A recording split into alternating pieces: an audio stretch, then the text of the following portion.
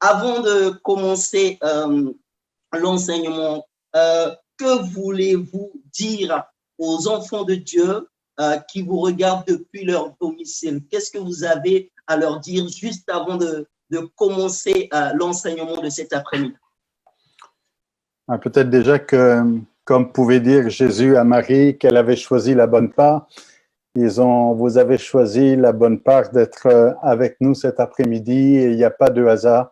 Si vous êtes connecté sur ce live, c'est parce que Dieu a quelque chose à vous dire.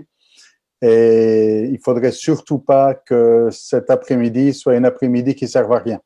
C'est une après-midi où Dieu parle et quand Dieu parle, c'est jamais pour rien dire, mais c'est pour encourager, c'est pour fortifier et c'est pour changer une vie. Amen, amen. Gloire à Dieu, bien-aimés. Vous avez entendu de vous-même. Amen. Vous avez choisi la bonne part.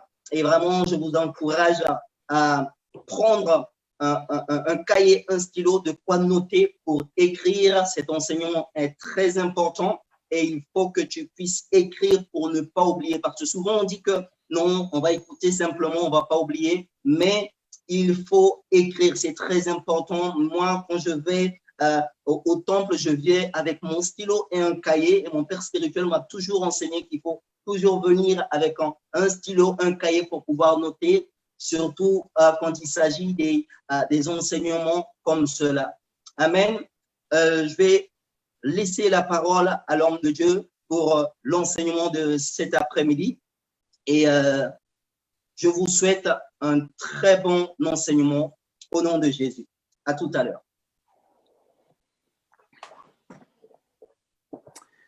Alors, j'espère en effet que vous avez une Bible et que vous allez pouvoir suivre avec moi.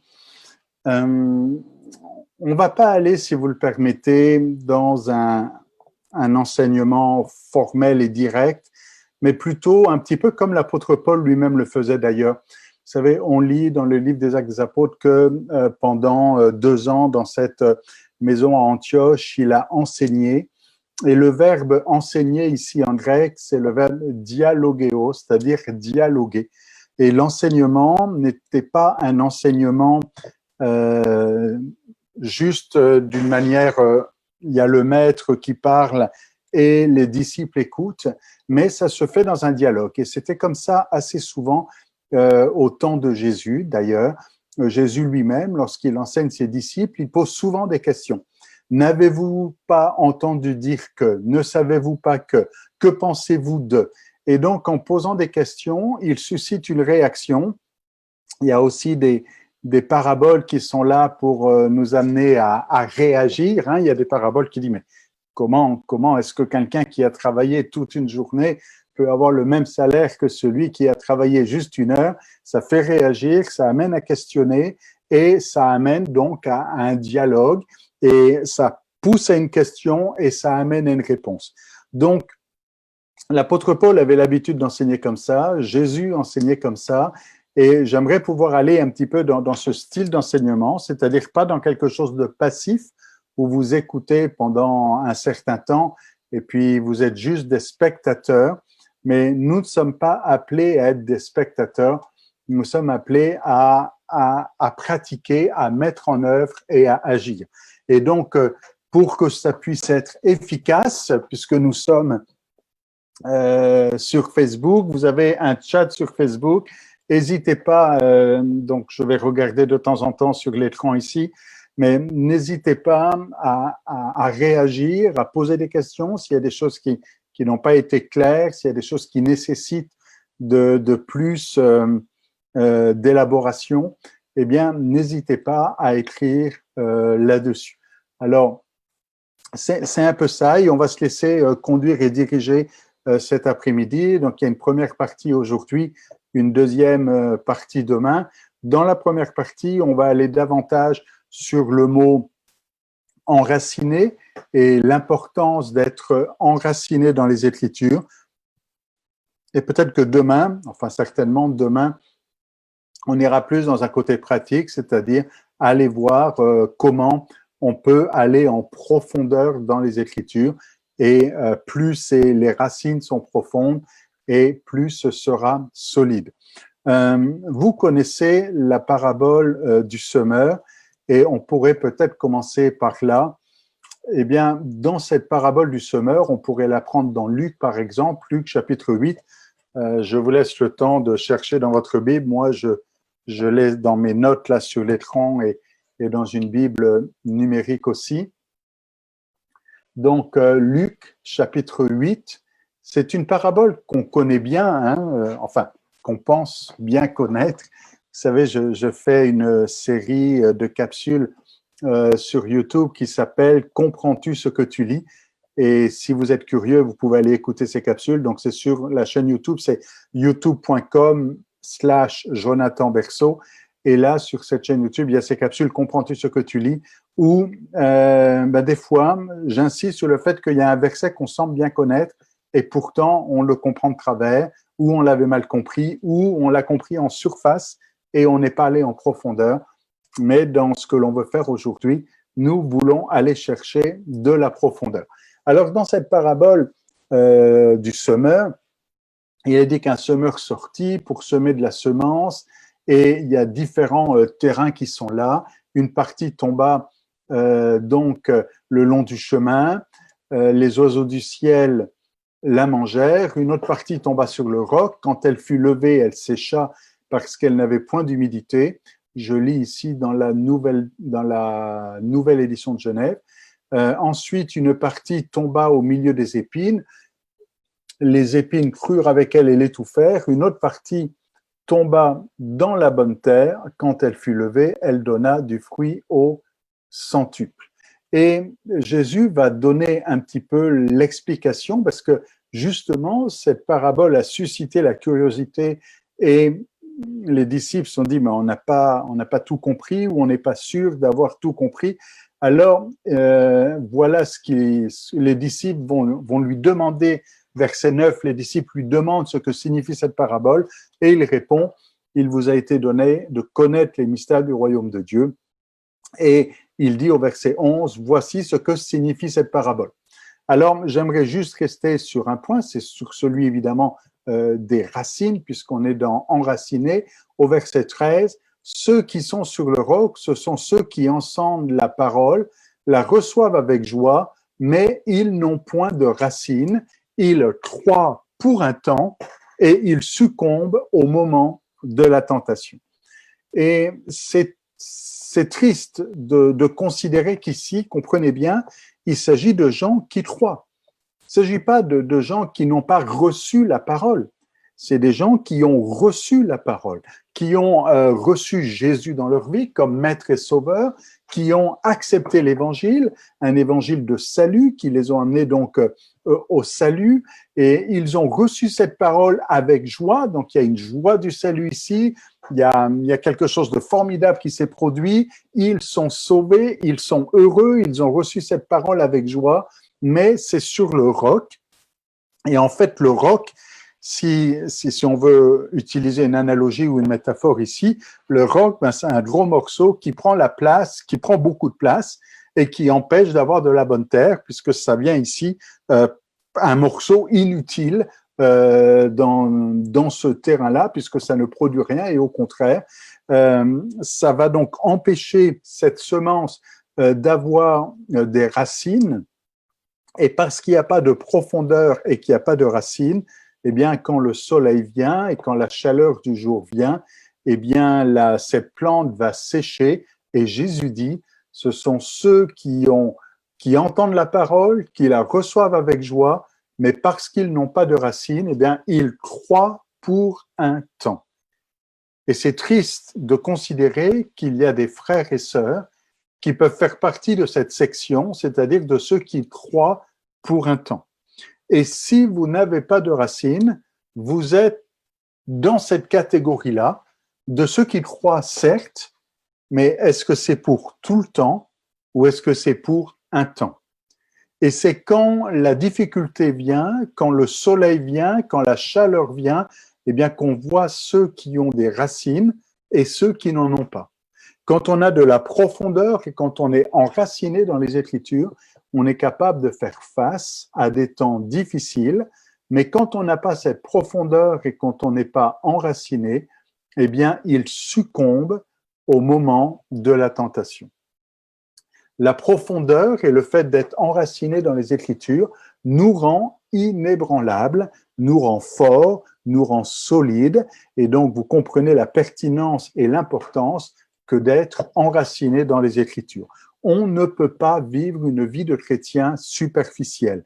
Si vous restez dans le mode superficiel, eh bien, vous croyez pour un temps, mais au moment où vient la tentation, c'est le même mot que épreuve, hein, c'est le même mot en grec.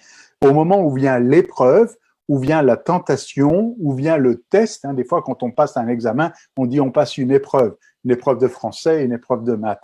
Donc la même manière ici, quand vient ce test, quand vient cette épreuve, quand vient cette tentation, comment est-ce que vous réagissez? Si vous avez de la profondeur, vous allez tenir pendant cette période de test, de tentation et d'épreuve. Mais s'il n'y a pas de profondeur et si vous n'êtes pas enraciné dans les Écritures, c'est Jésus qui le dit là lui-même, il succombe au moment de la tentation. Alors, la pertinence de cette conférence ici, c'est que vous ne fassiez pas partie de ceux qui succombent, que vous ne fassiez pas partie de ceux qui périssent, de ceux qui abandonnent, de ceux qui lâchent, mais comme avec l'apôtre Paul qui est passé par des moments, toutes sortes de moments, des moments bénis, des moments heureux, mais des moments difficiles aussi, et des moments de combat, il pourra dire à la fin de sa vie, j'ai combattu le bon combat, j'ai achevé. Il a achevé, il est allé jusqu'au bout, il n'a pas lâché, il n'a pas capitulé, il n'a pas abandonné. Il y a eu dans la route des gens qui ont abandonné, des gens qui ont succombé, des gens qui ont lâché, des gens qui ont arrêté, mais ceux qui sont enracinés dans les Écritures tiennent ferme, restent solides et ne se laissent pas ébranler par une tempête ou par quoi que ce soit.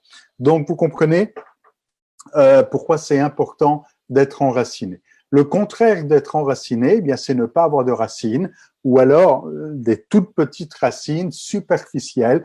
Quand il y a ce roc ici, ben, la racine ne peut pas aller en profondeur, mais il y a quand même des petites racines qui sont là sur la surface, mais ces racines en surface ne suffisent pas quand vient l'épreuve. Alors ça peut faire illusion pendant un certain temps, et c'est le cas. Cette plante qui a poussé, qui a reçu la parole avec joie, eh bien, ça a marché pendant un certain temps. Et on peut se réjouir de dire que c'est formidable, telle sœur, tel frère a accepté le Seigneur et vit dans une vie de disciple de Jésus-Christ, mais ça reste superficiel. Et c'est quand l'épreuve vient, c'est quand la tentation vient, eh bien, que l'on voit la différence. Alors, ne sois pas dans un mode superficiel, mais sois enraciné. Ça pourrait aussi nous connecter avec le psaume premier. Vous connaissez ce psaume, c'est un psaume qui est souvent cité, enfin, c'est de référence. Heureux l'homme qui ne marche pas, donc je vous laisse le temps de chercher quand même, parce que je ne veux pas être juste. Peut-être vous pouvez mettre dans le chat de Facebook, si vous avez eu le temps de trouver le verset. Je vais vous attendre. J'aimerais vous voir réagir et puis dire, bon, ça va, j'ai ma Bible, je suis en train de lire avec vous. Donc, on est dans Psaume 1.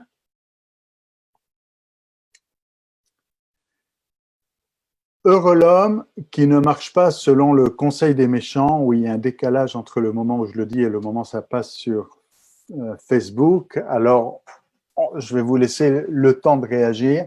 Heureux l'homme qui ne marche pas selon le conseil des méchants, qui ne s'arrête pas sur la voie des pécheurs et qui ne s'assied pas en compagnie des moqueurs. Il trouve son plaisir dans la loi de l'Éternel et qui la médite jour et nuit.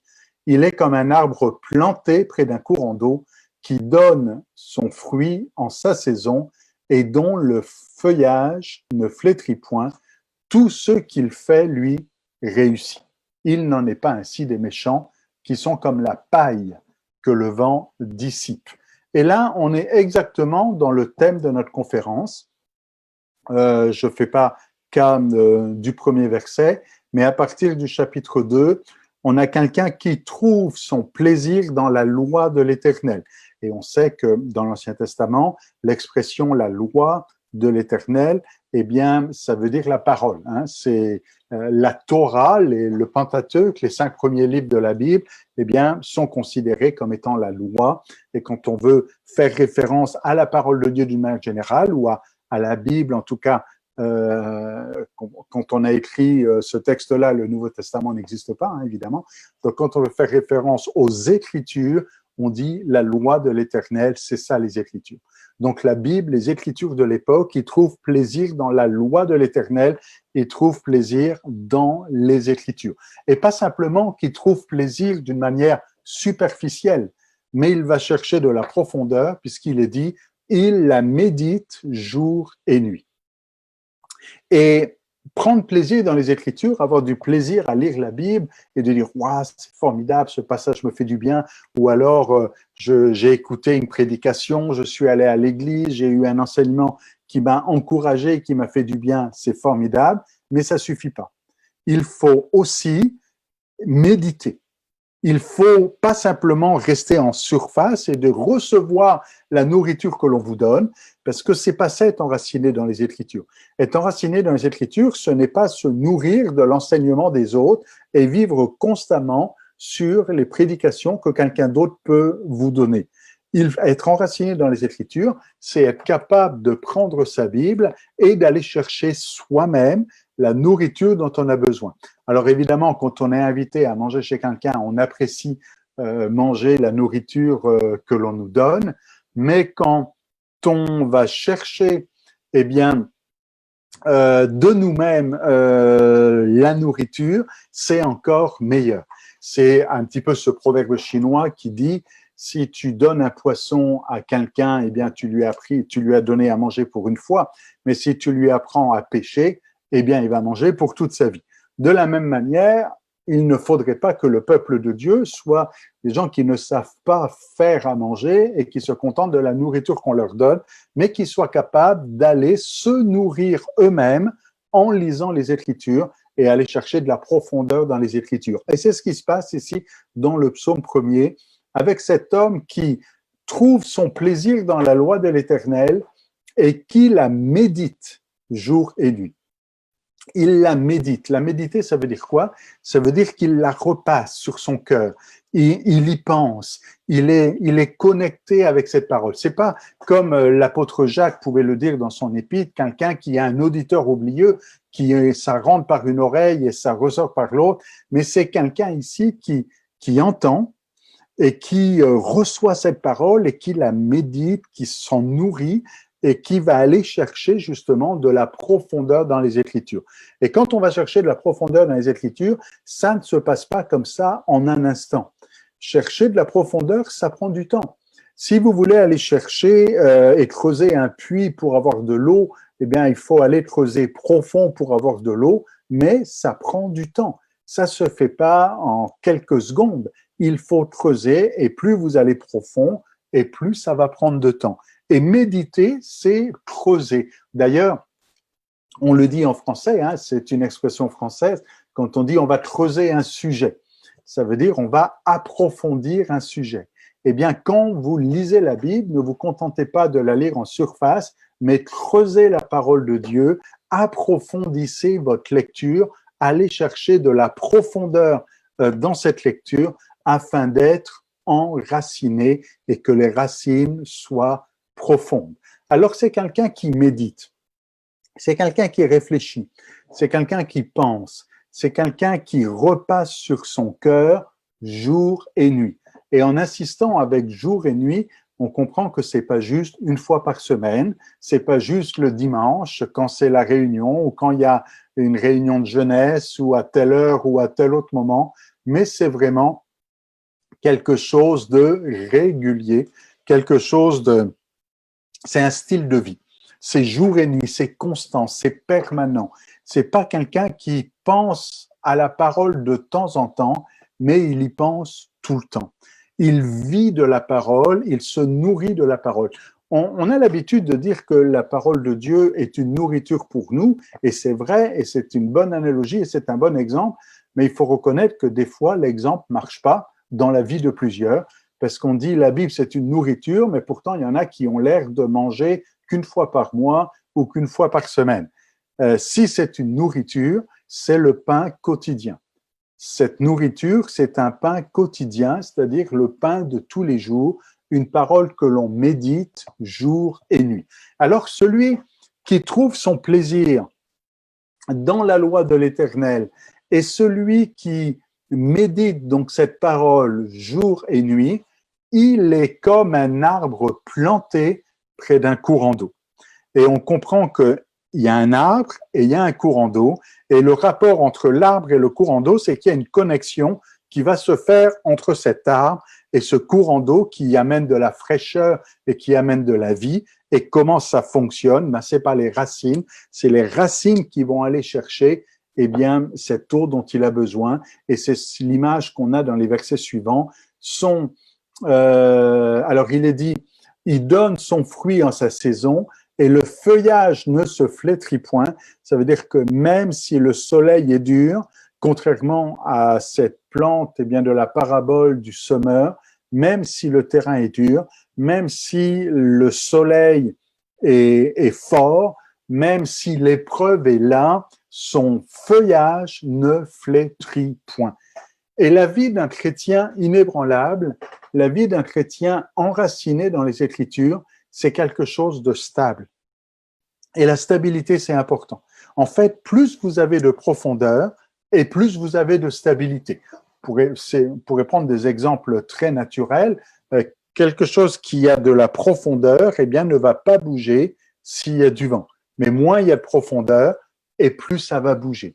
Eh bien, un chrétien qui est stable, qui ne panique pas quand vient l'épreuve, qui n'est pas dans un mode complètement, comment dire, un jour il est enthousiaste, le lendemain il est complètement découragé, un jour il est à fond puis il veut dévorer une montagne, le lendemain il veut mourir et il veut tout abandonner. Ça, c'est pas de la stabilité.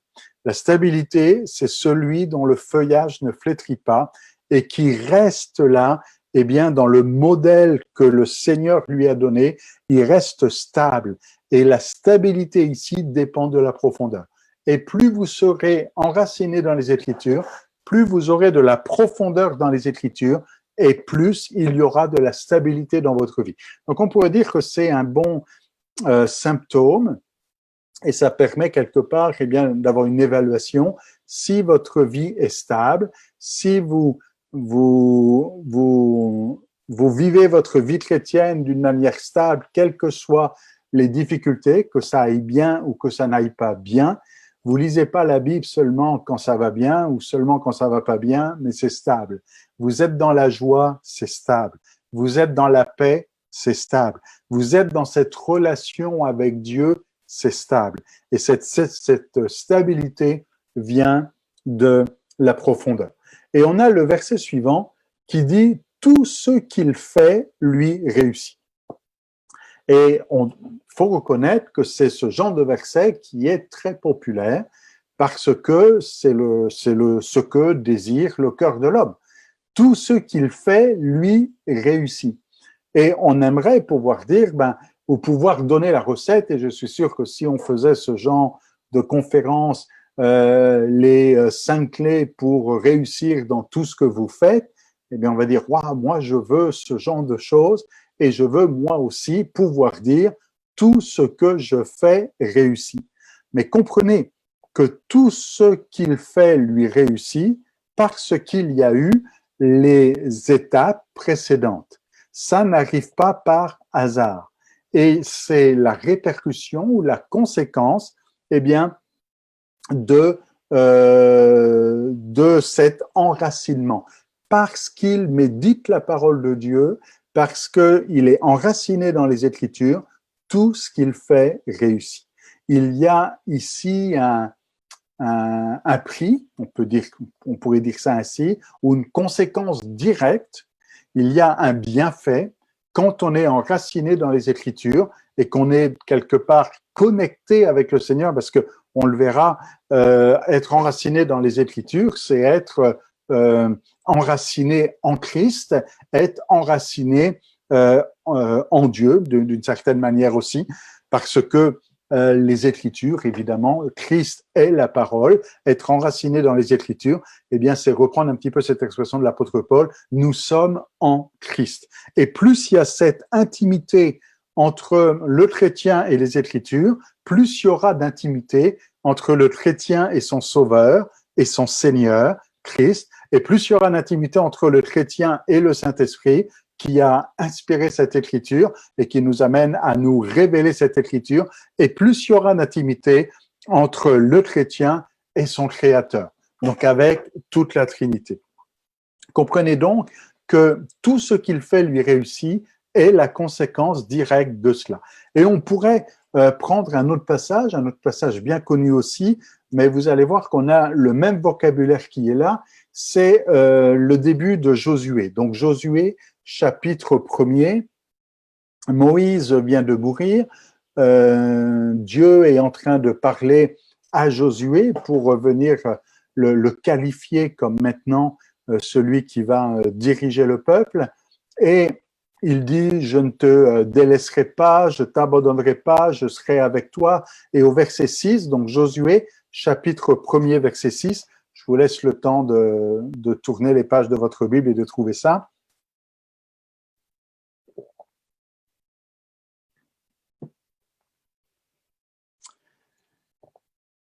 Voilà, Sandra a trouvé, c'est formidable.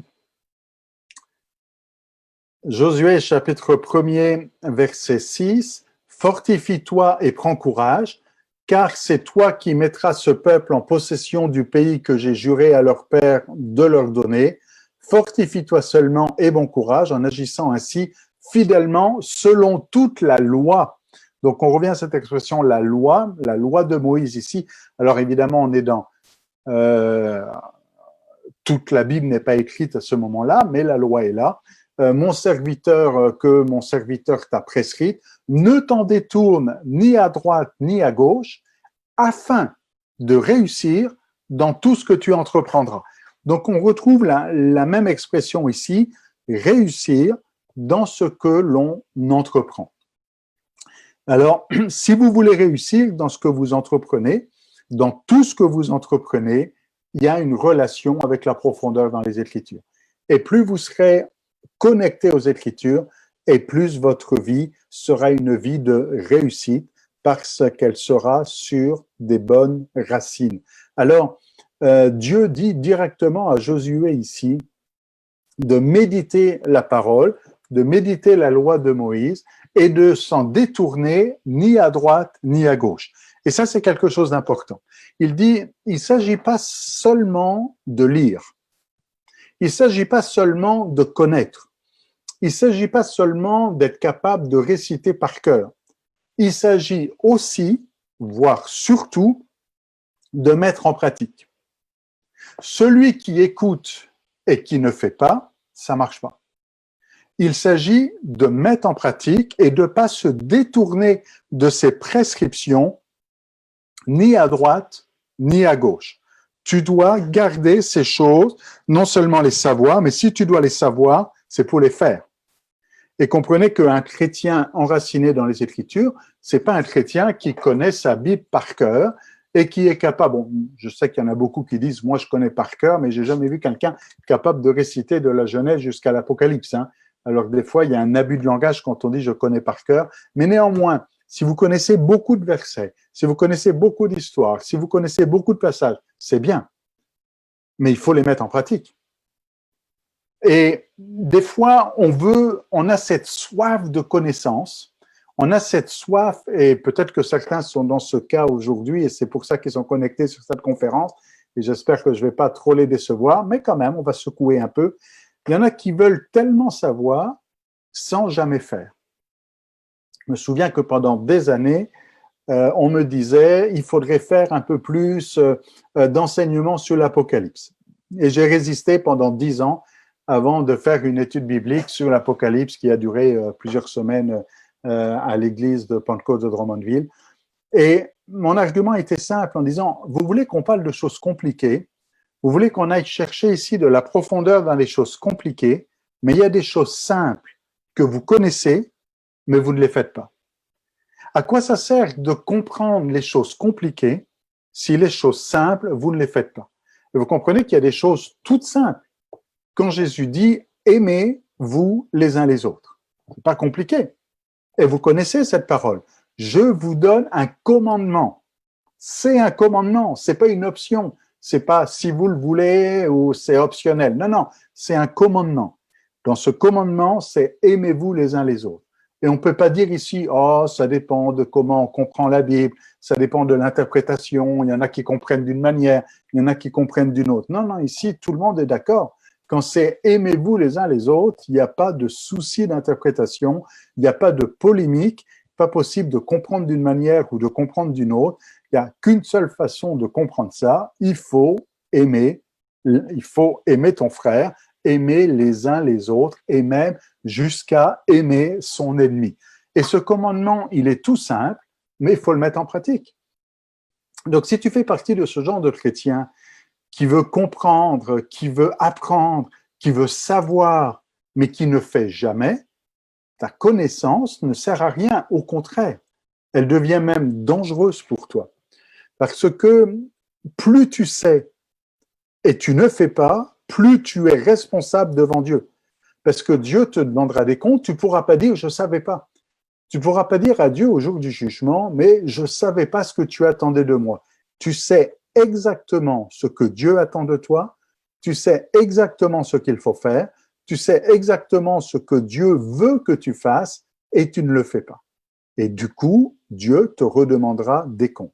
Jésus donne une parabole, bon, je sais qu'un enseignement, ce n'est même pas une parabole, un enseignement qu'on ne prêche pas souvent là-dessus, mais pourtant, peut-être je peux vous retrouver le verset pour vous trouver ça. Alors attendez, je vais chercher le verset là-dessus, où il va parler du serviteur qui connaît la volonté de son maître et qui ne fait pas la volonté de son maître. Alors, je vais chercher ça ici dans les évangiles.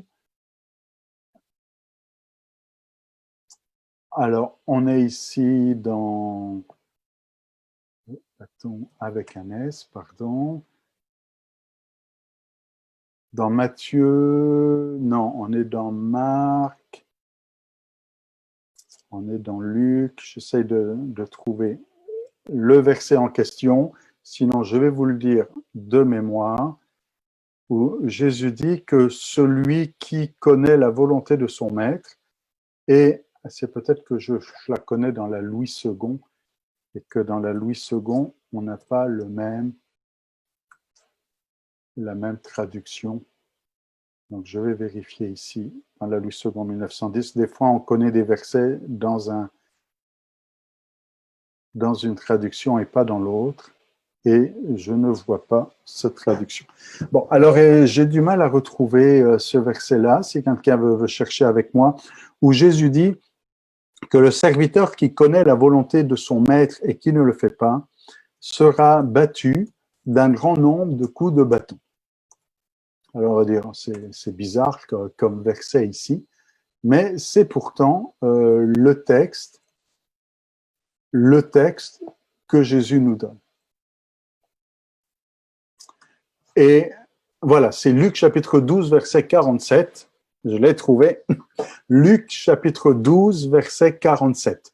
Le serviteur qui, ayant connu la volonté de ce maître, n'a rien préparé et n'a agi selon sa volonté, sera battu d'un grand nombre de coups. Alors, il n'y a pas le mot bâton, c'est pour ça que je ne l'ai pas trouvé, ça dépend des traductions. Il y a des traductions qui ont rajouté le mot bâton et d'autres qui ne l'ont pas. Donc, Luc chapitre 12, verset 47, sera battu d'un grand nombre de coups. Et comprenez que plus on sait et on ne fait pas, et plus on devient coupable. Alors, ce n'est pas le genre de verset que votre pasteur prêche souvent, je ne sais pas si vous l'avez déjà entendu dans une prédication, Mais en tant que chrétien, ça doit nous amener à réfléchir en disant, si on est serviteur, que l'on connaît la volonté du maître, c'est-à-dire je sais ce que le maître veut que je le fasse, mais je ne le fais pas. Jésus dit, le serviteur qui fait ça, hein, le maître va pas lui dire c'est bien, bon et fidèle serviteur. Il va dire pourquoi tu n'as pas fait ce que je t'ai demandé. Et c'est ce que risque de nous dire le Seigneur si nous voulons connaître et savoir sans jamais faire. Lorsque nous cherchons à savoir, lorsque nous connaissons la volonté du maître, nous avons ensuite la responsabilité de faire ce que le Seigneur nous demande.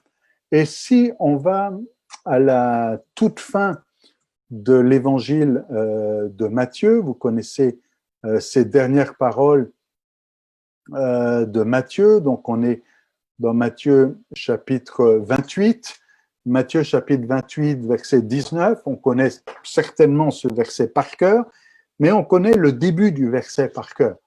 Et le reste, on l'oublie. Et cette amnésie est dangereuse. Ce verset, donc dans Matthieu chapitre 28, verset 19, nous dit « Allez, faites de toutes les nations des disciples, les baptisant au nom du Père, du Fils et du Saint-Esprit », et ça on connaît bien. Et souvent, on s'arrête au verset 19 et on oublie qu'il y a le verset 20. Mais le verset 20 nous dit « Et enseignez-leur à observer tout ce que je vous ai prescrit. Et voici, je suis avec vous tous les jours jusqu'à la fin du monde. » Et on a l'habitude de citer la fin du verset 20, « Je suis avec vous tous les jours jusqu'à la fin du monde », et on oublie la petite phrase qu'il y a avant. Mais dans cette phrase, il y a 3 mots clés, 3 mots importants. Le premier, c'est le verbe enseigner. Enseignez-leur. Vous avez une responsabilité de ne pas laisser dans l'ignorance ceux qui vous écoutent, mais de les enseigner. Et c'est ce que nous faisons cet après-midi, par exemple. Enseignez-leur. Et c'est pas enseignez-leur quoi, c'est pas enseignez-leur ce que vous avez envie, ce que vous pensez, mais enseignez-leur tout ce que je vous ai prescrit.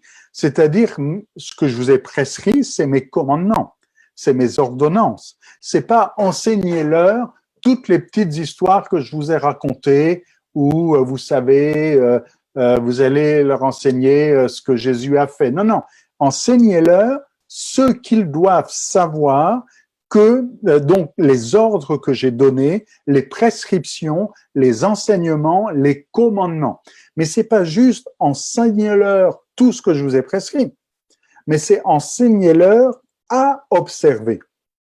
Et souvent, on a mal conjugué le verbe enseigner ici, où on s'est limité à enseigner tout ce que Jésus a prescrit, alors que l'enseignement n'est pas juste une didactique ici de connaissances, c'est pas juste vache, enseignez-leur afin qu'ils sachent tout ce que je vous ai prescrit. Non, non, enseignez-leur afin qu'ils fassent, pas seulement afin qu'ils sachent, mais surtout afin qu'ils fassent. Enseignez-leur à observer. Observer ici, c'est mettre en pratique. Hein. Enseignez-leur à mettre en pratique. Et c'est pas simplement enseignez-leur tout ce que je vous ai prescrit pour qu'ils les mettent en pratique, mais c'est enseignez-leur, c'est-à-dire dites-leur comment mettre en pratique tout ce que je vous ai enseigné, tout ce que je vous ai prescrit. Donc, ce verset est fondamental. Il nous amène à dire va chercher de la profondeur et pas simplement entendre, pas simplement savoir, mais mettre en pratique tout ce que je vous ai prescrit. Et ça, c'est un enseignement clé, c'est un des versets fondamentaux du christianisme, et il ne faudrait pas l'oublier que l'évangile, c'est pas simplement prêcher la bonne nouvelle, mais c'est aussi enseigner à faire. D'ailleurs, l'apôtre Paul, lorsqu'il fait le résumé de son ministère, il ne dira pas que son ministère, c'est juste et bien d'annoncer la bonne nouvelle, mais il dit c'est d'amener à l'obéissance de la foi. C'est pas juste à la connaissance, mais c'est surtout à l'obéissance. Et je reviens à Josué, puisque on était à Josué chapitre 1er avant que on soit sorti, puis que on soit allé dans Matthieu. Donc, je reviens à Josué chapitre 1er, où il était dit au verset 8, on était au verset 7, qui disait donc « Ne te détourne ni à droite ni à gauche », donc c'était « observe, mets en pratique ». Et au verset 8, que ce livre de la loi ne s'éloigne point de ta bouche, médite-le jour et nuit. Hein, j'espère que je ne vous ai pas perdu ici, on est toujours dans cette connexion-là. Dans le psaume 1, il est question de méditer jour et nuit, et ici, il est question aussi de méditer jour et nuit. Dans le psaume 1, il est question de tout ce que tu fais, tout ce que tu entreprends réussit, et là aussi, dans Josué, il est question de tout ce que tu entreprends réussit. Pourquoi? Parce que tu médites la parole jour et nuit. Tu es enraciné dans les Écritures. Ce livre de la loi ne s'éloigne pas de ta bouche. Tu le médites jour et nuit pour agir. Et là, j'insiste sur le verbe agir et il mériterait d'être souligné dans votre Bible. C'est pas simplement pour savoir, c'est pour agir fidèlement dans tout ce qui est écrit, car c'est alors que tu auras du succès dans tes entreprises, c'est alors que tu réussiras. Et pour réussir, et pour avoir du succès dans ces entreprises, il faut agir selon les Écritures. Mais comment agir selon les Écritures si on ne connaît pas les Écritures? Et comment agir fidèlement selon la parole si on ne connaît pas la parole? D'où l'importance, eh bien, d'être enraciné et d'aller chercher de la profondeur dans les Écritures. Et c'est pas anecdotique ici, mais c'est crucial et c'est capital, parce que plus vous êtes enraciné dans les Écritures, et plus vous serez apte à mettre cette parole en pratique afin de réussir dans tout ce que vous entreprenez. Et on a commencé avec la parabole du semeur, et je viens maintenant avec une autre parabole qui est la parabole des deux maisons, où l'une est construite sur le roc et l'autre est construite sur le sable. On va l'apprendre dans l'évangile de Luc, si vous le permettez. Et Jésus dit dans Luc chapitre 6, verset 47, je vous laisse le temps de trouver Luc chapitre 6, verset 47.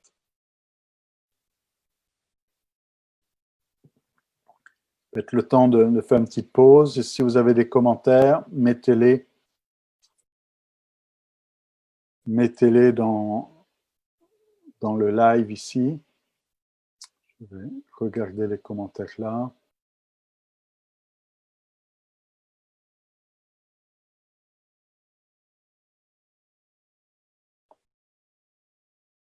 Donc, on est dans Luc chapitre 6, verset 47. Je vous montrerai à qui est semblable tout homme qui vient à moi, qui entend mes paroles.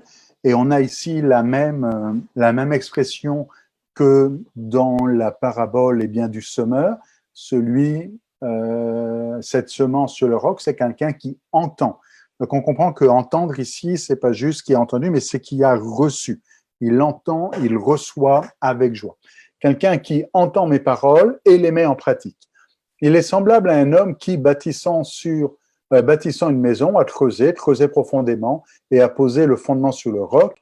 Une inondation est venue et le torrent s'est jeté contre cette maison sans pouvoir l'ébranler parce qu'elle était bien bâtie. Mais celui qui entend et ne met pas en pratique est semblable à un homme qui a bâti une maison sur la terre, sans fondement. Le torrent s'est jeté contre elle et aussitôt elle est tombée et la ruine de cette maison a été grande. Et là, parce qu'on a fait quand même là depuis quelque temps toute une introduction, vous pouvez plus lire ce passage peut-être de la manière dont vous le lisiez auparavant. Bien souvent, on a mal interprété cette parabole. Vous avez peut-être chanté « Le fou sur le sable a bâti sa maison » et on a souvent interprété un peu rapidement en disant « Quand on construit sur le roc, c'est qu'on construit sur Jésus. Quand on construit sur le sable, c'est qu'on ne construit pas sur Jésus. » Oui, c'est vrai, que construire sur Jésus, c'est construire sur le roc et que Jésus est la pierre angulaire. Mais ce n'est pas ce que dit cette parabole. Cette parabole ici ne parle pas de construire sa vie sur Jésus ou non. Cette parabole ici parle de mettre en pratique ou non. Et d'ailleurs, vous l'avez souligné au verset 47, la parabole, c'est un homme semblable qui vient à moi, qui entend mes paroles et les met en pratique. Pas simplement quelqu'un qui vient à Jésus, pas simplement quelqu'un qui entend la parole de Dieu, mais aussi quelqu'un qui met en pratique. Et celui qui vient, qui entend et qui met en pratique, c'est celui qui construit sur le roc. Donc, on n'est pas ici dans l'histoire, j'ai l'habitude de dire ça, des trois petits cochons où on construit sa maison avec des matériaux différents. Non, non. Ici, il s'agit de mettre en pratique ou pas. D'ailleurs, volontairement, j'avais pas lu le verset 46, mais je vais le lire maintenant. Le verset d'introduction de cet enseignement-là, c'est Luc chapitre 6, verset 46, qui dit « Pourquoi m'appelez-vous Seigneur, Seigneur, et ne faites-vous pas ce que je dis ?» Et c'est une question que Jésus pose à ses contemporains, mais qui même des siècles plus tard et aujourd'hui encore est tout à fait contemporaine. Cette question-là peut se poser à toi aujourd'hui. Pourquoi appelles-tu Jésus Seigneur, Seigneur, et ne fais-tu pas ce qu'il dit? Alors, c'est une question qui est difficile, une question qui bouscule, une question qui amène à réfléchir, et tant mieux, c'est le but. Et Jésus dit, tu vois, celui qui vient, qui entend et qui met en pratique, c'est celui qui construit sur le roc. Et quand vient la difficulté, alors dans la parabole de la semence, la difficulté c'était le soleil. Ici, dans cette parabole, la difficulté, eh bien, c'est le torrent, c'est l'inondation, c'est le tsunami, c'est tout ce que vous voulez. Eh bien, quand vient cette difficulté, la maison est inébranlable parce qu'il y a de la profondeur. Et la profondeur ici, c'est pas juste de la connaissance des Écritures. La profondeur ici, c'est il met en pratique. Celui qui vient, qui entend et qui met en pratique, il est semblable à celui qui a construit sa maison sur le roc. Mais du coup, celui qui a construit sa maison sur le sable, c'est pas celui qui connaît pas Jésus.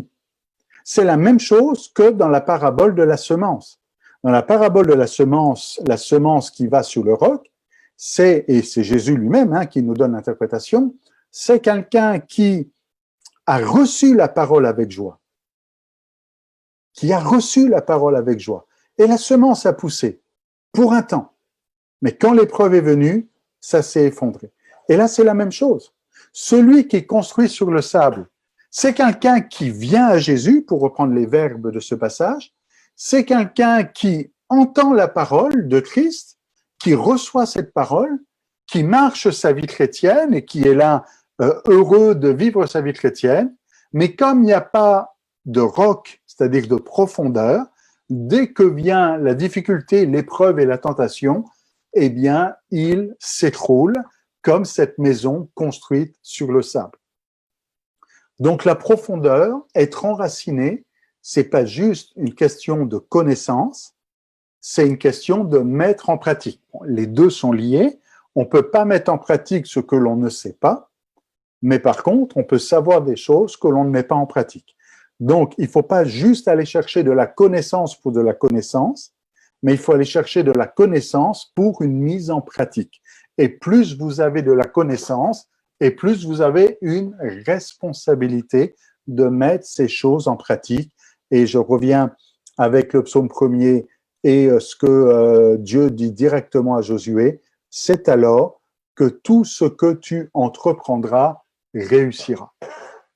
Donc, dans ce contexte de l'enseignement d'aujourd'hui, où nous avons le thème de la conférence qui est « Enraciné dans les Écritures », on comprend que enraciné dans les Écritures, c'est pas juste avoir un bagage intellectuel, avoir une grande connaissance intellectuelle. Non, non, c'est mettre en pratique.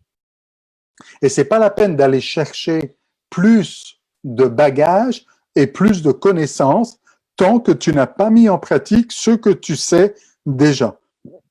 Il faut qu'il y ait une progression.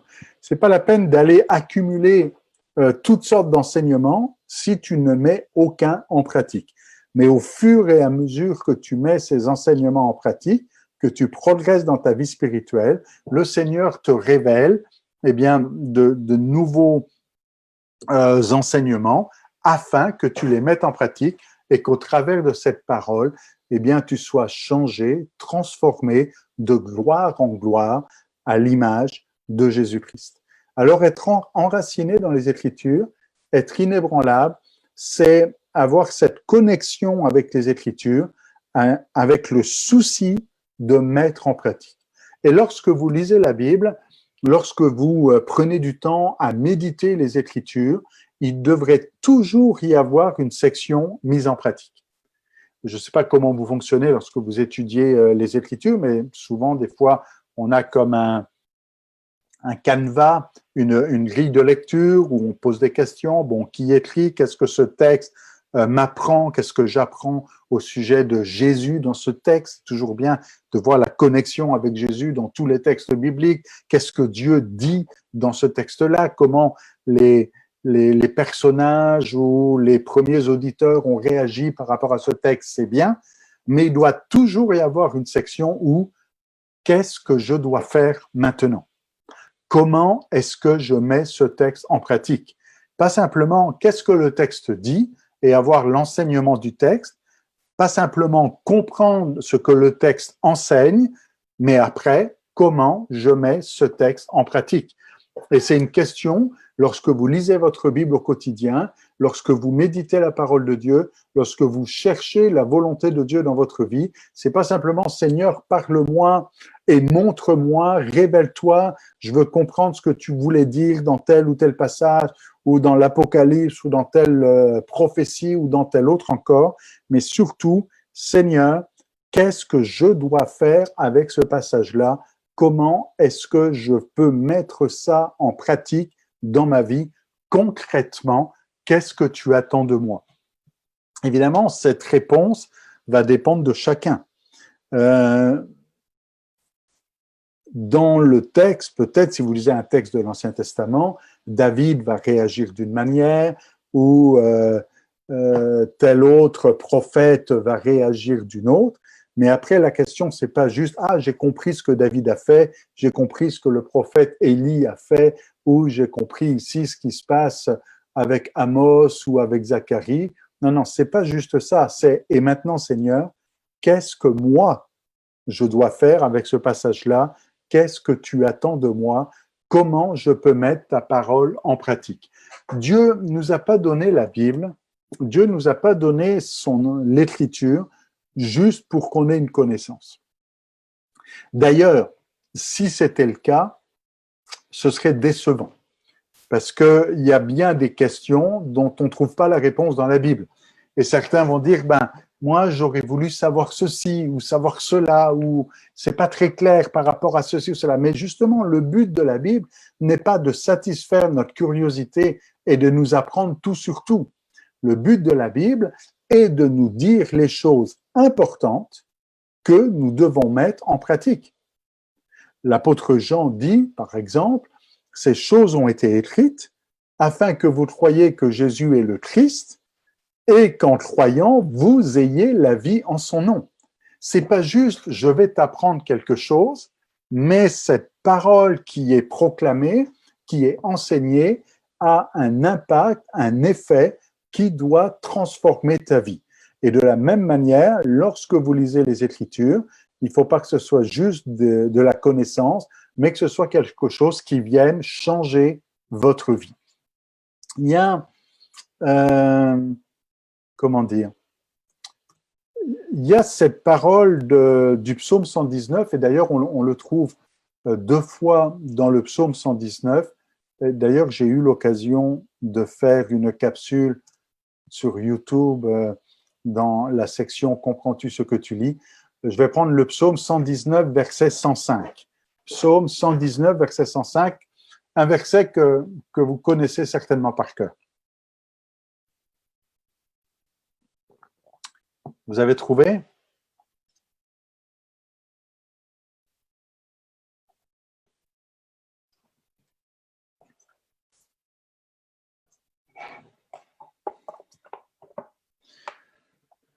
Donc, psaume 119, verset 105. Ta parole est une lampe à mes pieds et une lumière sur mon sentier. Alors, je ne sais pas comment vous interprétez cette phrase-là. C'est une phrase qui est toute simple, hein. Évidemment, dans la rhétorique ou la poésie sémitique, donc c'est-à-dire en hébreu, on est beaucoup dans le dualisme, c'est-à-dire qu'on dit deux fois la même chose et il y a beaucoup de redondance, hein. Ça marche souvent par paire de deux à deux. Et donc, on fait comme ça une certaine poésie par la répétition, dualisme, donc en double. Mais ici, c'est pas juste une répétition. Parce que ce qui est intéressant dans une répétition, c'est les changements.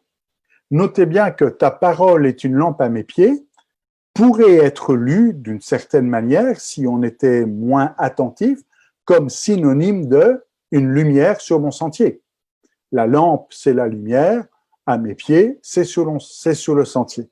Sauf que ce qui est intéressant, c'est de voir un petit peu la progression ici qu'il y a entre la première phrase et la deuxième. La parole de Dieu, c'est une lampe. Comprenez ici qu'on est dans les psaumes, donc il ne s'agit pas d'une lampe telle que nous les avons aujourd'hui, il s'agit d'une lampe antique, d'une vieille lampe, comprenez donc, d'une lampe à huile. Une lampe à huile. Et une lampe ne peut éclairer que s'il y a de l'huile dedans. Une lampe, et la Bible est une lampe. Mais il y a aujourd'hui des gens qui lisent la Bible, mais ça éclaire rien. La Bible est étudiée dans certaines universités, et même des universités de théologie, et je sais de quoi je parle. La Bible peut être utilisée en culture générale, elle va être lue par toutes sortes de personnes, ou même dans des contextes religieux, et pourtant, ça va ressembler à une lampe qui n'éclaire rien. Il y a des gens qui lisent la Bible, mais qui comprennent rien. Il y a des gens qui lisent la Bible, mais qui n'ont pas de révélation et il n'y a pas de lumière. Parce que qu'est-ce que ça prend pour une lumière? Il ne s'agit pas simplement d'avoir la lampe. Il faut l'huile.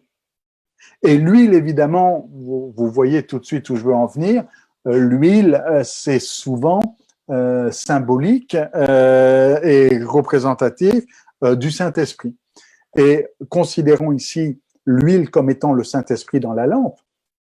Et on sait qu'il y a une très belle connexion, symbiose, entre l'Écriture et le Saint-Esprit, où c'est l'Esprit qui a inspiré les rédacteurs des Écritures saintes et qui a amené donc cette inspiration divine et qui amène la vie justement dans ces Écritures, que c'est pas une lettre morte, mais par l'Esprit, ça devient une lettre vivante.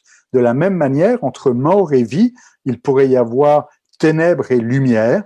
Eh bien, la lampe peut rester ténèbres s'il n'y a pas l'Esprit, mais avec l'Esprit, ça devient lumière. Alors, aussi bien lors de l'écriture du texte que lors de la lecture du texte. Il s'apprend une révélation par le Saint-Esprit pour que ce texte, éclaire et devienne lumière dans notre vie. Si vous n'avez pas une révélation du Saint-Esprit, et si le Saint-Esprit ne vient pas vous révéler, Jésus dit que ce paraclète, ce consolateur qui viendra, prendra de ce qui est à lui et viendra nous le révéler, eh bien l'Esprit vient révéler, vient mettre en lumière, vient donner de la vie et vient donner de la lumière à cette parole. S'il n'y a pas l'Esprit, s'il n'y a pas d'huile dans la lampe, c'est une lampe à nos pieds, mais il ne se passe rien. Mais s'il y a l'Esprit qui est là et que la lumière est là, eh bien, c'est une lampe à nos pieds, certes, mais parce qu'il y a l'Esprit, ça devient une lumière. Et notez bien que les pieds, maintenant, ici, sont remplacés par le mot sentier, c'est-à-dire qu'au lieu de regarder nos pieds, on voit le chemin le sentier, là où on doit aller, une lumière qui révèle, une lumière qui montre, une lumière qui nous conduit. Jésus est ce chemin, certes, mais une lumière qui nous permet de voir où on doit aller. Quand vous avez une lampe qui n'éclaire pas, vous avez une lampe à vos pieds, mais vous ne savez pas où vous devez aller. Imaginez-vous d'être sur un chemin dangereux, dans le noir, avec une lampe qui n'éclaire pas. Vous avez beau avoir une lampe, ça ne sert à rien. Mais quand cette lampe devient lumière, parce que l'Esprit de Dieu amène révélation et amène à un éclaircissement, eh bien, du coup, c'est pas juste une lampe à vos pieds, mais vous voyez plus que vous ne voyez plus, vous ne vous contentez plus de voir la pointe de vos pieds, mais vous voyez maintenant le chemin que vous devez prendre, et la parole de Dieu nous dirige, nous conduit, nous montre. Et nous montre pas seulement ce qu'on doit comprendre, mais nous montre où on doit aller, nous montre le chemin que l'on doit emprunter. Et vous comprenez que je reste toujours dans cette même, qu'il y a une cohérence dans mes propos, hein, si vous arrivez à me suivre ici, c'est-à-dire qu'une lampe qui nous montre ce qu'on doit faire, quel chemin on doit prendre, si on doit aller à droite, si on doit aller à gauche, si on doit avancer dans telle direction, si le chemin tourne, eh bien, on n'est pas perdu, mais on connaît le chemin parce que cette parole est une lampe qui éclaire et nous montre le chemin. Alors, c'est important que l'Esprit de Dieu soit là. Et il ne peut pas y avoir de profondeur dans les Écritures, il ne peut pas y avoir d'enracinement dans les Écritures s'il n'y a pas de révélation par le Saint-Esprit. Et le Saint-Esprit vient nous révéler non seulement le sens des Écritures, mais va venir aussi nous révéler le chemin que nous devons emprunter, c'est-à-dire comment mettre en pratique l'Écriture que nous venons de comprendre. Donc, lorsque vous êtes en train de méditer un passage, lorsque vous êtes en train de lire, de réfléchir, de travailler, d'approfondir, de creuser, de méditer un passage biblique, eh bien, il ne faut jamais le faire sans l'Esprit de Dieu. Il faut toujours demander à l'Esprit de Dieu de vous aider, de vous conduire, de vous diriger. Celui qui a inspiré la personne qui a écrit ce texte, eh bien, est le mieux placé pour vous aider à comprendre celui qui a inspiré David à écrire tel psaume est bien placé pour vous dire pourquoi David a mis tel mot au lieu de tel mot ou le sens de cette déclaration. Donc, demandez l'aide du Saint-Esprit pour comprendre les Écritures, mais allez aussi à l'étape 2, demandez l'aide du Saint-Esprit pour savoir ce qu'il faut faire dans votre vie pour mettre en pratique cette parole et pour vous aussi agir de la bonne manière. Alors, des fois, le texte biblique est un texte qui nous montre ce qu'il ne faut pas faire, et on a beaucoup ça dans l'Ancien Testament, où on a des exemples qui sont comme les mauvais exemples, mais il faut reconnaître que, je ne sais pas vous, mais que des fois on comprend mieux quand on nous montre ce qu'il ne faut pas faire que quand on nous montre ce qu'il faut faire. Hein. On dit surtout il ne faut pas faire ça, bon, on a bien compris. En tout cas, dans l'Ancien Testament, on a des exemples de voilà ce qu'il ne faut pas faire, on a des exemples de voilà ce qu'il faut faire, on a d'autres histoires, on se dit tiens, c'est bizarre cette histoire, je ne sais pas ce qu'elle fait là. Mais dites-vous bien que si elle est dans la Bible, elle n'est pas là pour rien. Il n'y a aucune parole, aucune histoire, aucun récit dans le texte biblique qui ne soit pas didactique, qui n'ait pas un sens, qui n'ait pas une utilité. En d'autres termes, Dieu ne parle pas pour rien dire. Dieu ne perd pas de temps à nous communiquer tout un livre biblique pour dire « Ah, ben, j'ai dit ça, mais c'est pas grave si vous écoutez pas. » Non, non. S'il le dit, c'est que c'est important. Et c'est pour ça que c'est important de demander l'assistance du Saint-Esprit pour dire « Seigneur, aide-moi à comprendre ta parole, aide-moi à mettre en pratique ta parole, aide-moi à vivre ces choses, à pas me contenter eh bien, de comprendre un texte, mais à savoir comment je dois mettre ce texte en pratique. » Et je reviens à Josué, c'est alors que tu auras du succès dans toutes tes entreprises. Et l'enracinement dans les Écritures, c'est un enracinement dans la connaissance, mais c'est un enracinement dans la mise en pratique de cette connaissance-là. et de vivre ce que le Seigneur nous demande. Alors ça, c'est une clé, c'est quelque chose d'important. Je pense que c'est la première chose là qu'il faut bien comprendre. Peut-être ça mériterait de faire une pause.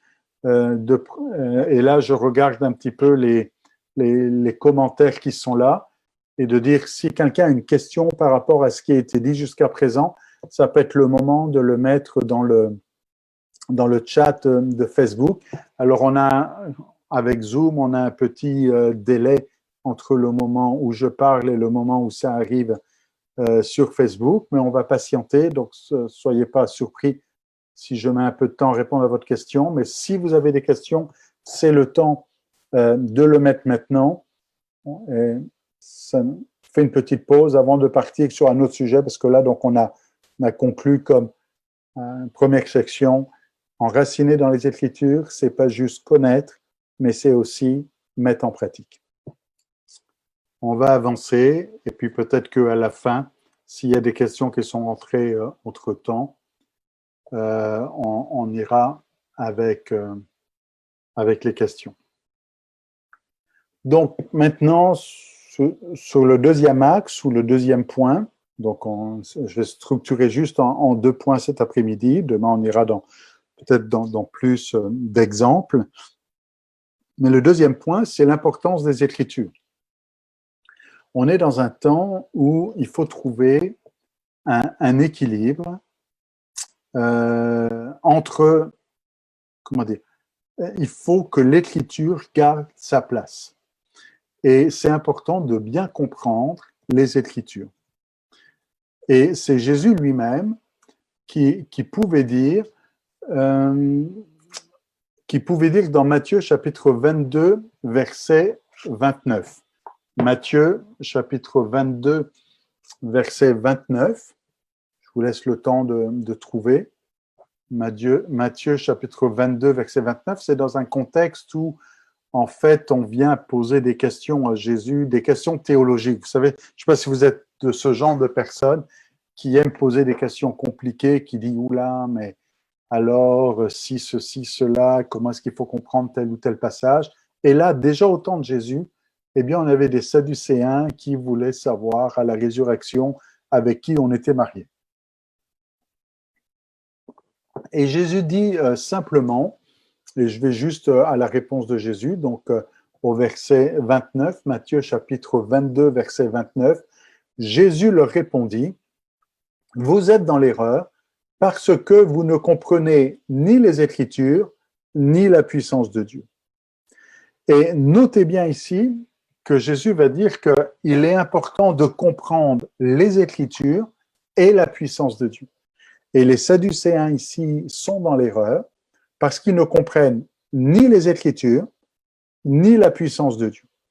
Et aujourd'hui, je pense que dans certaines églises, ou peut-être d'une manière générale, on a tendance à aller chercher la puissance de Dieu et oublier les Écritures.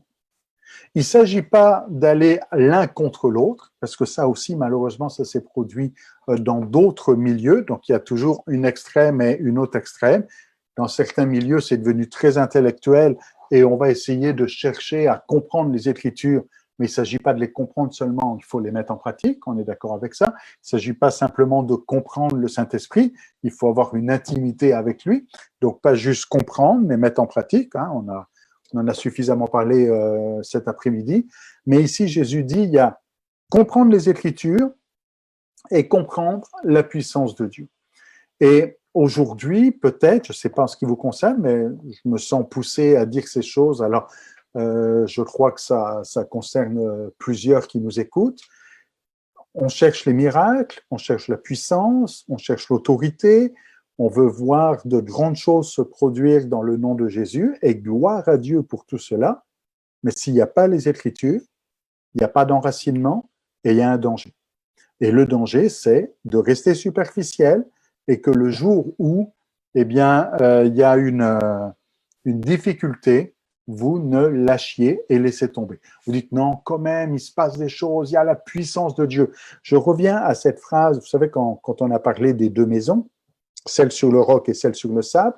L'introduction, c'était « Pourquoi m'appelez-vous Seigneur, Seigneur, et ne faites-vous pas ce que je dis ?» Et dans le même contexte, il y a ceux qui disent « Seigneur, Seigneur » et qui chassent des démons. Il y a ceux qui disent « Seigneur, Seigneur » et qui guérissent des malades. Il y a ceux qui disent « Seigneur, Seigneur » et qui ont des paroles prophétiques et qui font de belles et de grandes choses. Et pourtant, Jésus dit « Je ne vous connais pas ». Pourquoi ? Parce que vous dites « Seigneur, Seigneur » et vous ne faites pas ce que je dis.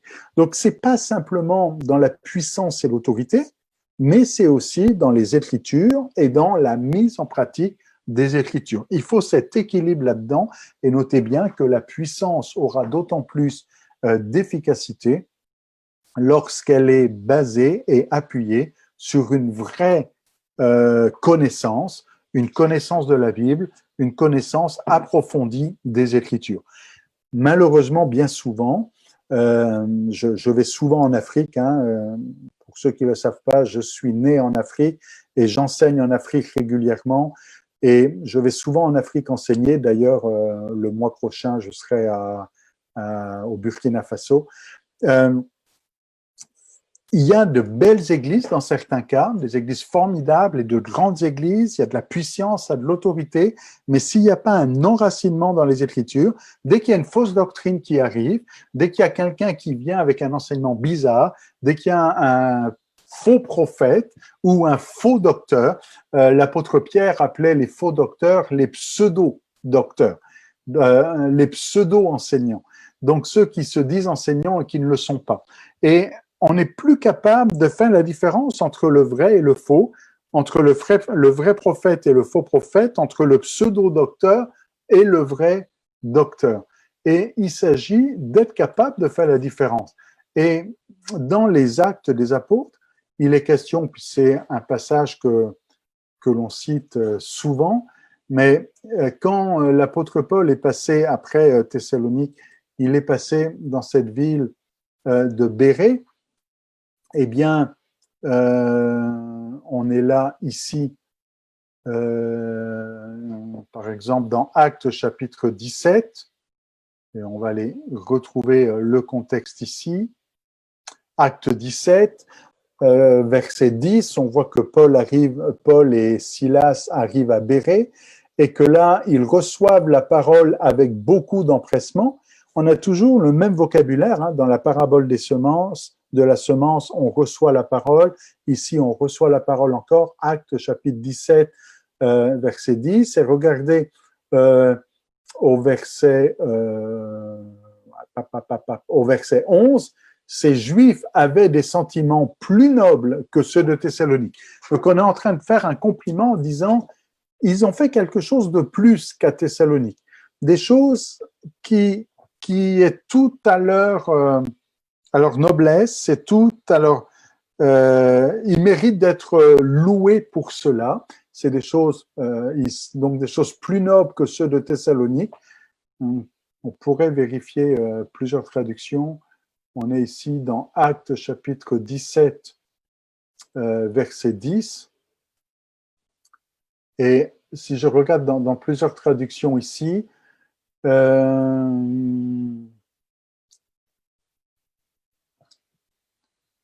dans la Nouvelle Bible Second, il est dit « Ils avaient de meilleurs sentiments ». Dans l'édition de Genève, des sentiments plus nobles. Dans la version Sommer, des gens qui étaient bien mieux disposés. Dans la Tobe, il est dit plus courtois. Dans la Français courant, de meilleurs sentiments. Dans la Second 21, ils avaient des sentiments plus nobles. Dans la Parole de vie, ils étaient plus accueillants. Et dans la Derby, ceux-ci étaient plus nobles. Pourquoi ? Parce que, eh bien, lorsqu'ils sont en train ici de recevoir la parole que l'apôtre Paul est en train de donner à Bérée, eh bien, il est dit que non seulement ils reçoivent cette parole, mais ils examinaient chaque jour les Écritures pour voir si ce qu'on leur disait était exact. Et on va dire quand même, c'est l'apôtre Paul. quand même, c'est l'apôtre Paul qui enseigne. Vous savez, pour eux, apôtre Paul, ils savent qui c'est l'apôtre Paul. C'est un gars qui vient et qui dit quelque chose. Il dit qu'il s'appelle Paul, certes, mais ils ne savent pas ce qu'il a écrit ou ce qu'il a pu faire. Il y a peut-être des manifestations de puissance qui sont là, certes, mais leur référence, ce sont les Écritures. Alors, ils reçoivent avec joie la parole, ils sont touchés dans leur cœur, ils savent qu'il y a quelque chose de bon qui est là, mais ils ont besoin d'un quelque chose de plus qu'à Thessalonique, ils n'ont pas eu, mais eux, ils avaient besoin de ce quelque chose de plus. Et Luc, conduit par le Saint-Esprit, nous dit, ça c'est bien, et à Thessalonique, ils l'ont pas fait, mais à Bérée, ils l'ont fait, et c'est un bon sentiment, quelque chose qui est tout à leur honneur. Eh bien, ils vérifient dans les Écritures. Et c'est important d'être capable d'aller vérifier dans les Écritures et de dire, est-ce que ce qui se passe actuellement, c'est biblique? Est-ce que l'enseignement que j'entends est fondé dans les Écritures? Est-ce que cette doctrine, cette nouvel doctrine, ce nouvel enseignement, est-ce que ce prophète, est-ce que cet apôtre, est-ce que ce docteur, est-ce que cet homme de Dieu qui est en train d'enseigner, est-ce que c'est solide selon les Écritures? Et vous comprenez que c'est pas forcément facile à faire. Parce que quelqu'un qui ne connaît pas les Écritures, quelqu'un qui connaît mal la Bible, quelqu'un qui n'est pas enraciné dans les Écritures, ne pourra pas faire la différence entre le vrai et le faux.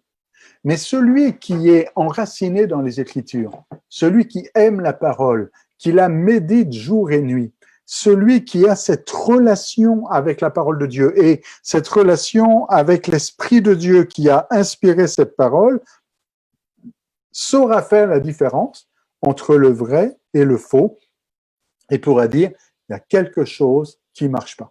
Bien souvent, on a fait dire à la Bible ce qu'elle n'a jamais dit, et il y en a qui n'ont rien vu parce qu'ils n'avaient pas cet enracinement et cette profondeur.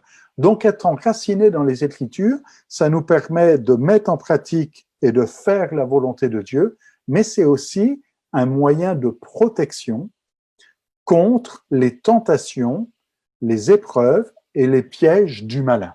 Comprenez que pour la parabole des semences, quand il est dit que cette semence est tombée sur le roc et quand l'épreuve est venue, ou la tentation est venue, il y en a qui ont traduit épreuve, il y en a qui ont traduit tentation, mais quand le soleil a frappé ici, elle n'a pas tenu parce qu'elle n'avait pas de racines.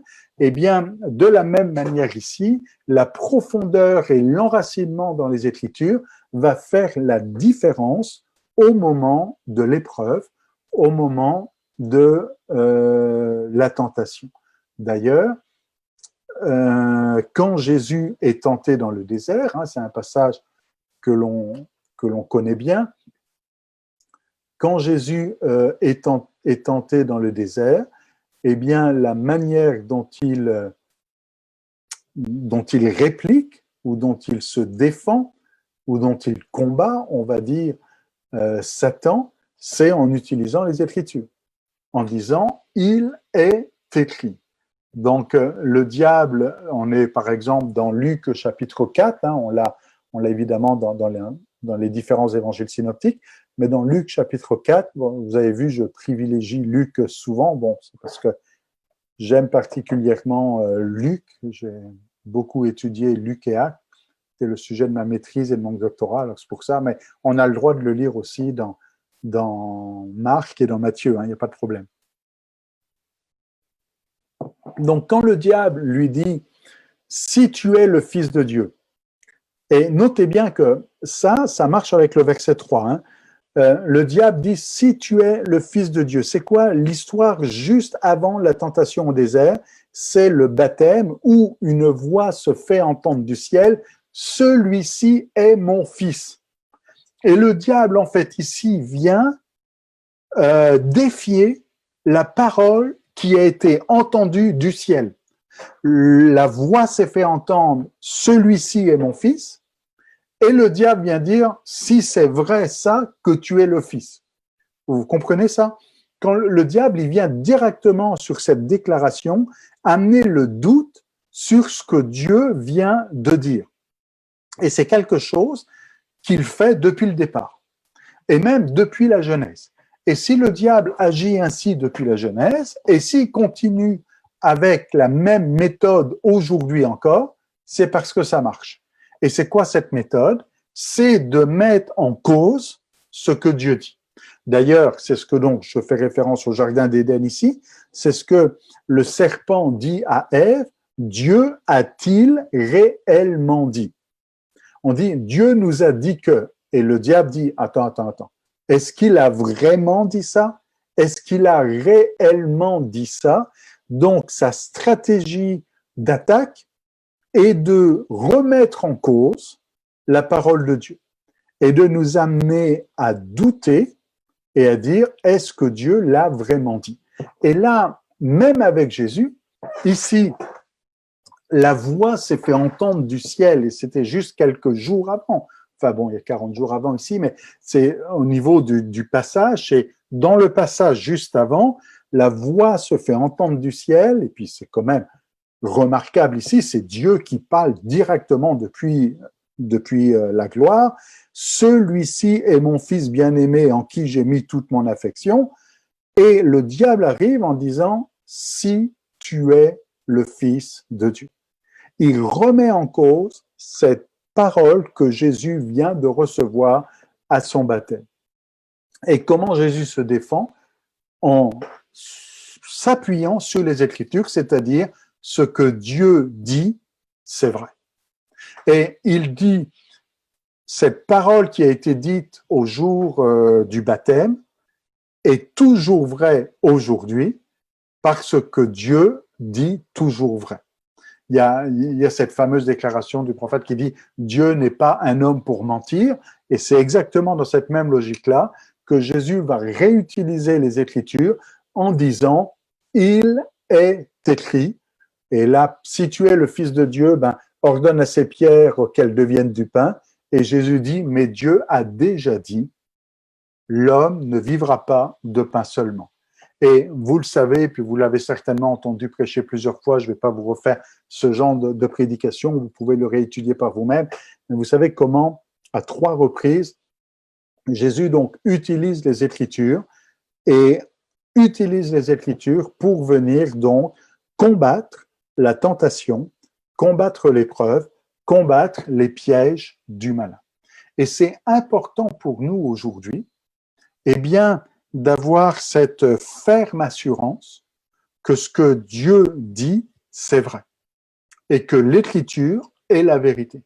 Et plus on est enraciné dans les Écritures, et plus on a cette conviction et cette assurance, une assurance qui, en fait, conduit à la foi, parce que la foi vient de ce que l'on entend, et ce que l'on entend vient de la parole de Christ, dit l'apôtre Paul aux Romains. Et plus on est donc connecté aux Écritures, plus on est enraciné dans les Écritures et plus notre vie de foi est solide. Et quand le diable viendra pour amener du doute en disant « Mais est-ce que Dieu a vraiment dit?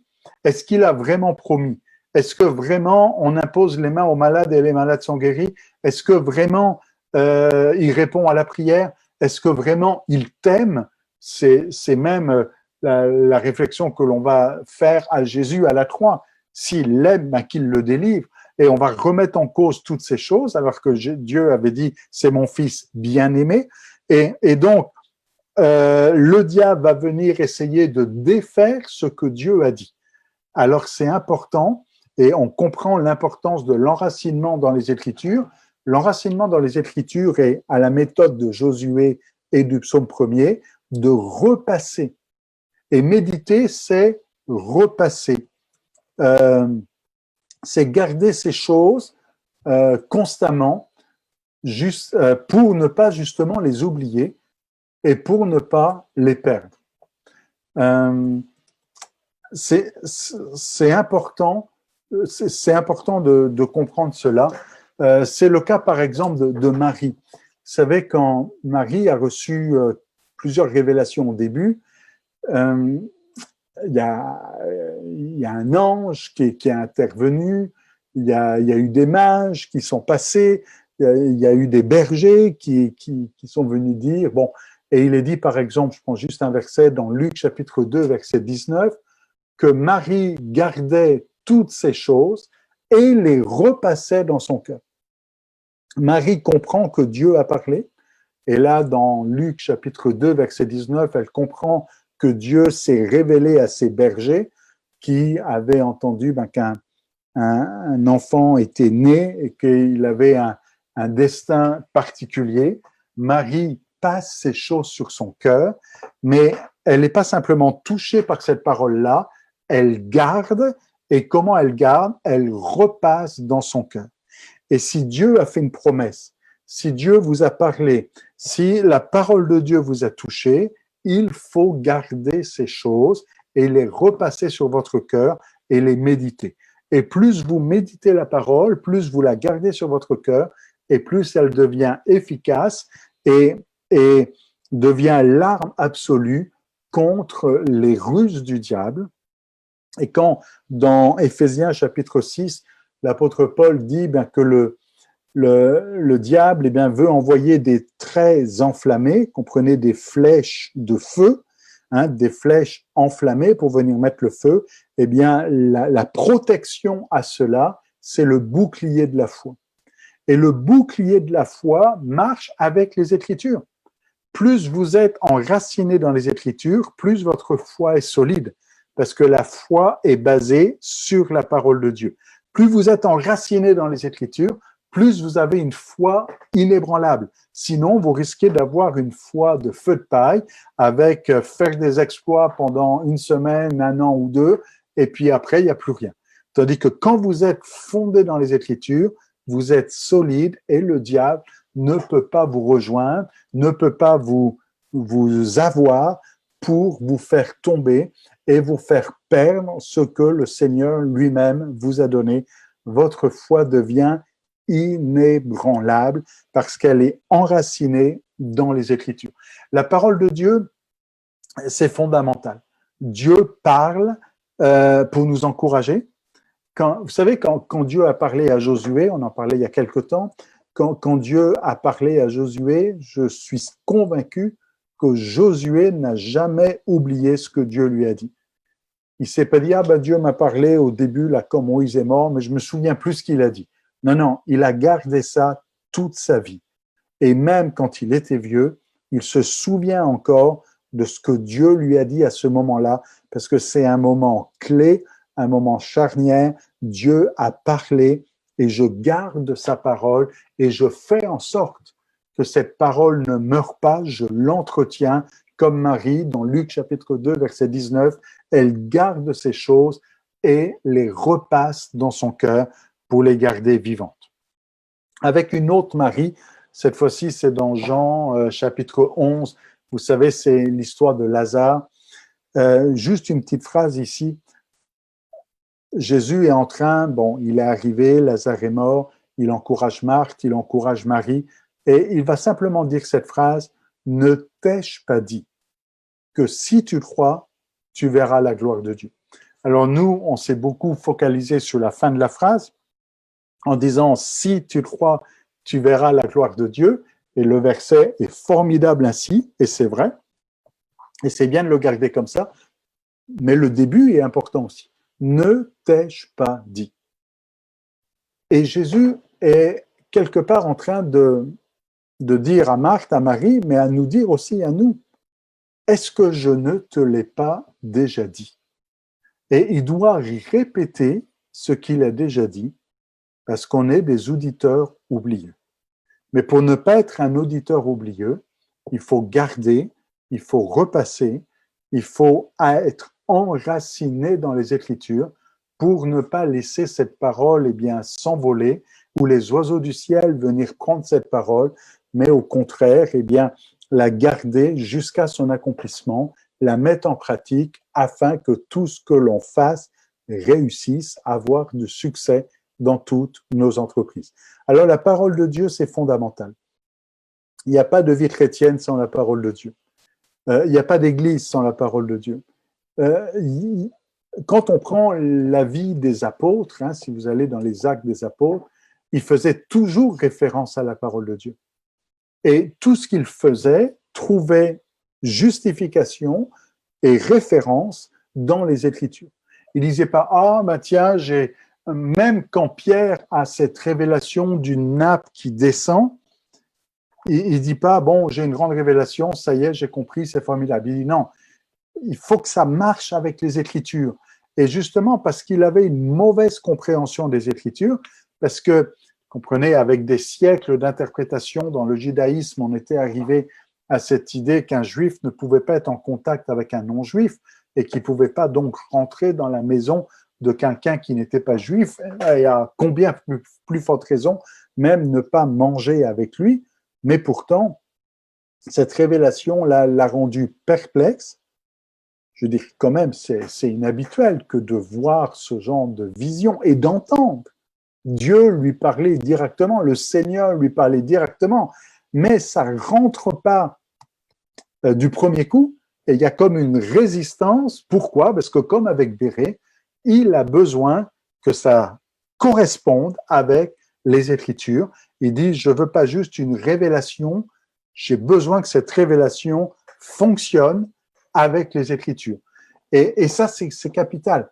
Et ça évitera bien des problèmes dans votre vie si vous ne vous embarquez pas dans toutes sortes de révélations avant de les avoir éprouvées au travers des Écritures, et que l'Écriture soit le cadre qui dise, tant que tu ne te détournes pas ni à droite ni à gauche et que tu restes à l'intérieur de ce cadre, tout ce que tu feras réussira.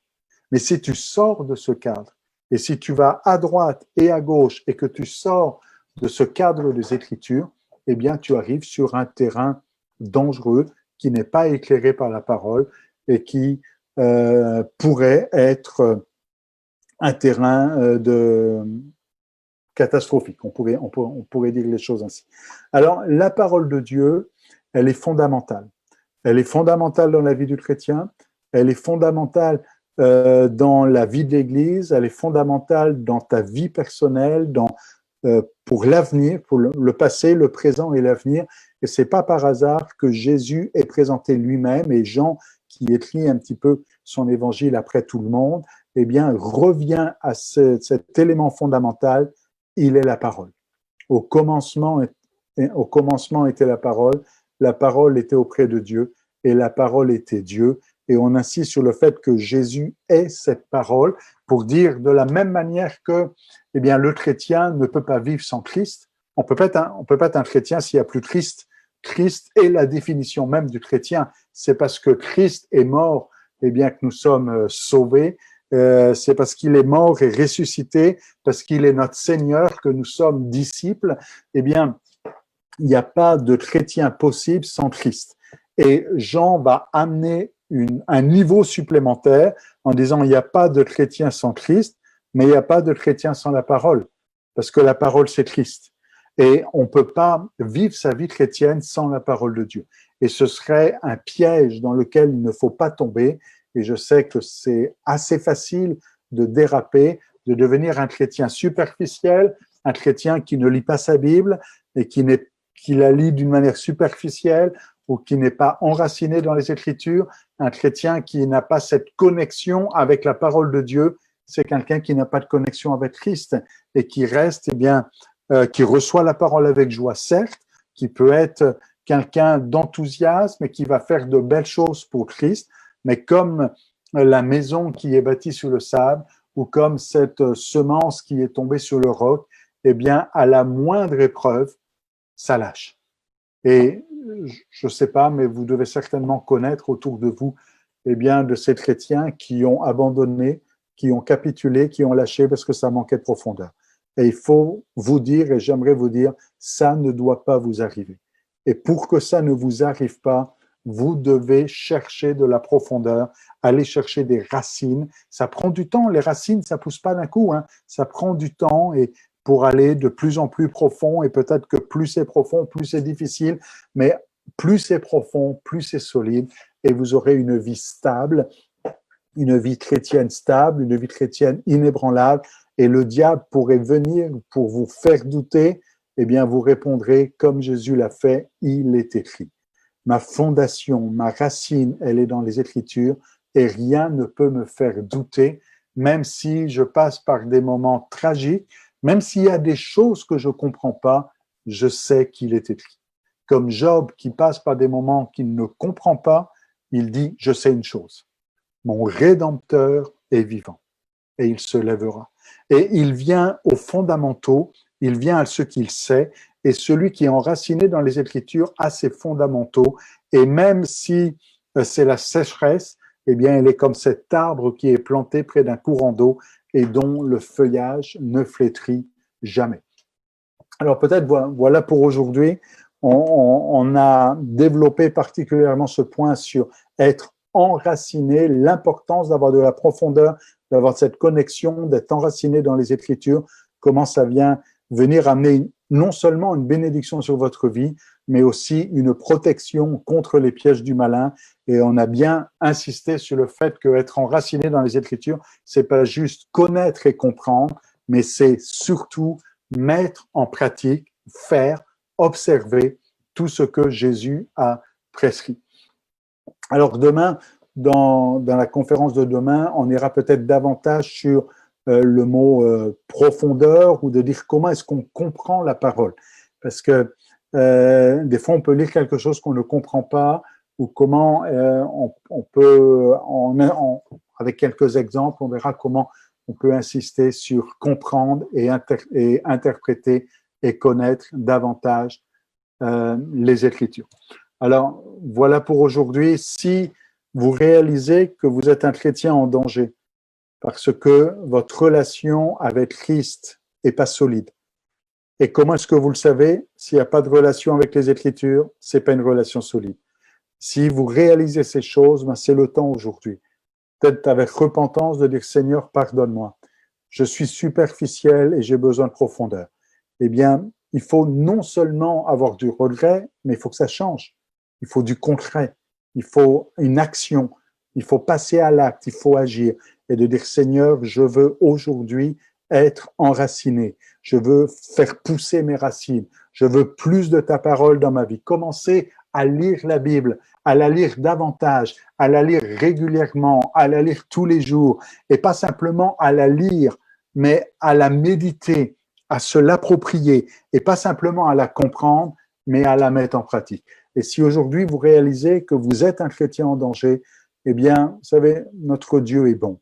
Et il est là justement, et s'il a permis que vous entendiez ces paroles-là, c'est parce qu'il veut vous protéger du danger, il veut vous protéger de la ruine, il veut vous protéger du malheur, et il dit c'est le temps aujourd'hui de prendre de bonnes décisions afin d'être solide et inébranlable.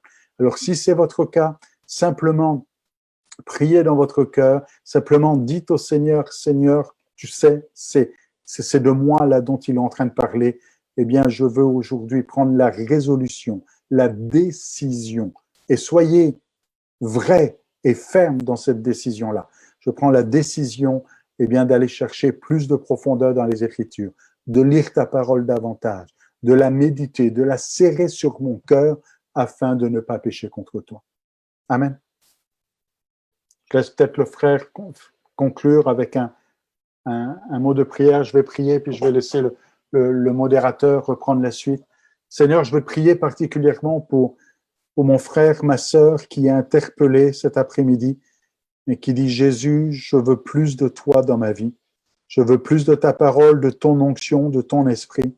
Je veux mettre en pratique ta parole et vivre de ta parole. Seigneur, je prie que ton esprit puisse venir mettre un écho favorable et que tu puisses parler à son cœur. Tu es celui qui relève, tu es celui qui restaure, tu es celui qui dit « va et ne pêche plus », mais tu es celui qui nous demande maintenant d'être sérieux dans notre engagement et de tenir ferme, d'aller chercher de la profondeur et des racines afin de ne pas nous trouver malmenés par les ruses et les pièges du diable, mais être solides et fondés dans ta parole pour la gloire de ton nom. Amen.